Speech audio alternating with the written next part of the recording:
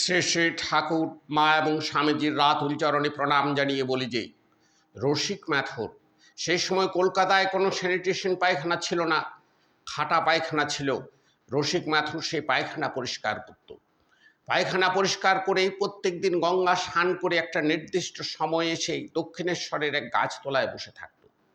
ঠাকুর সেই সময়ে পঞ্চবটি দিক থেকে আসতেন।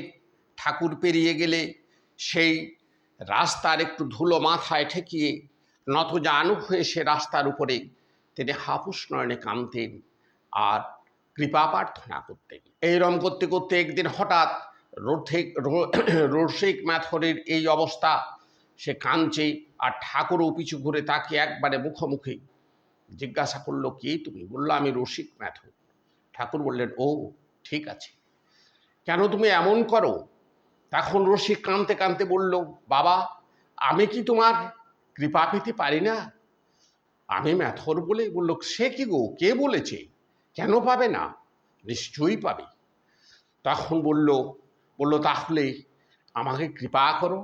তখন তার দিকে তাকিয়ে বলল, দোষ শালা, তোর তো হয়েই গেল রে, যা, তুই শেষ দিনেই আমার স্বরূপ দর্শন পাবি। হঠাৎ রসিকের সেই অন্তিম দিন এলো।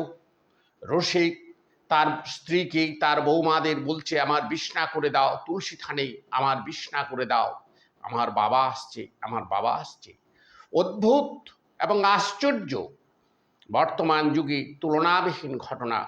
রসিক সেই বিছনায় শুয়ে হঠাৎ দু হাত তুলে বলছে, আমার বাবা আসছে, আমার বাবা আসছে, ওই ওই আমার বাবা এলো, বাবা এলো, বাবা এলো।